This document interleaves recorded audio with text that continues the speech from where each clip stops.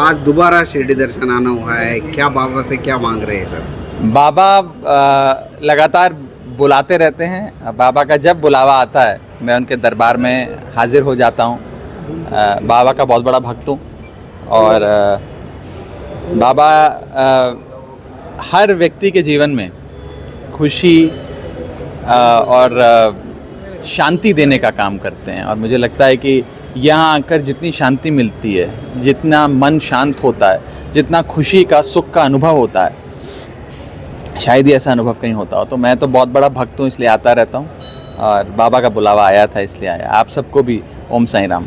आज सब बहुत जल्दी में दिखाई दे रहे हैं, इंदौर से शिरडी, शिरडी से वापस। मेरी फ़्लाइट मिस ना हो जाए इसलिए जल्दी में आया हूँ, क्योंकि मैं वाया इंदौर आया हूँ, डायरेक्ट फ़्लाइट का कनेक्शन नहीं मिला, तो बस ख़त्म करके अब सीधा एयरपोर्ट भागूंगा। कहीं वापसी की फ़्लाइट ना मेरी छूट जाए। कल सुबह पार्लियामेंट में अपनी हाज़िरी लगानी है, पार्लियामेंट का सेशन है, तो जल्द से जल्द दिल्ली पहुंचने का प्रयास करेंगे। पार्लियामेंट में जिस प्रकार से ये पूरी घटना हुई है और उनको रेफर भी बीजेपी के नेताओं ने किया था, अगर ये विपक्ष का कोई करता तो कैसा हंगामा होगा? देखिए, ये सियासत या राजनीति की जगह नहीं है, लेकिन बस इतना कहना चाहूँगा कि देश की सुरक्षा का सवाल है और इस देश की सबसे सुरक्षित इमारतों में भारत की संसद आती है।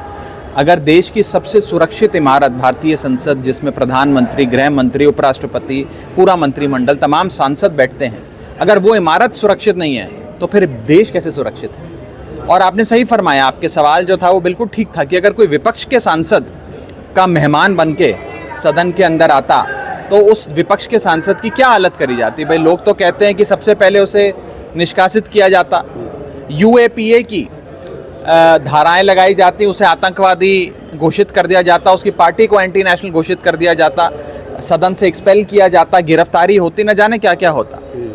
अब क्योंकि वो सत्ताधारी पार्टी के सांसद हैं, कोई कार्रवाई उन पर नहीं हुई। कम से कम पूछताछ तो होनी चाहिए कि क्या उन्हें बेवकूफ़ बनाया गया या वो इस पूरे षड्यंत्र में शामिल थे। सारी जांच का विषय, हम चाहेंगे कि जांच हो और जांच के बाद सारा जो जांच रिपोर्ट है वो सदन के भीतर आए और सदन में इस विषय पे चर्चा हो। भगवान के दरबार में हमेशा दोनों कपल साथ में आते हैं। हाँ। आपका कब? बहुत जल्द आएंगे, बहुत जल्द आएंगे। क्या प्रार्थना किया? बहुत जल्द आएंगे। Thank you. आए थे आप, भीड़ भाड़ में चले गए। हाँ, मैं कुछ अर्जी लगाई थी यार। बाबा का दरबार एक ऐसा दरबार है जिसमें अर्जी लगाने की ज़रूरत ही नहीं होती। आप बस पूरी श्रद्धा से हाथ जोड़कर, माथा झुकाकर बाबा के चरणों में अपने आप को समर्पित कर दो। आपको जो जीवन में चाहिए और जो बाबा समझते हैं आपके लिए अच्छा है, वो बाबा अपने आप दे देते हैं, तो कुछ मांगने की ज़रूरत ही नहीं पड़ती। अगली बार परिणीति जी आपके साथ मैं बिल्कुल लाएंगे जी। Thank you. देश विदेशातील प्रत्येक घडामोडींचे लाईव्ह अपडेट मिळवण्यासाठी आता साम टीव्हीच्या सर्व सोशल मीडिया प्लॅटफॉर्मला लाईक, फॉलो आणि सबस्क्राईब करा। तसंच सर्व नोटिफिकेशनसाठी बेल आयकॉन प्रेस करायला विसरू नका।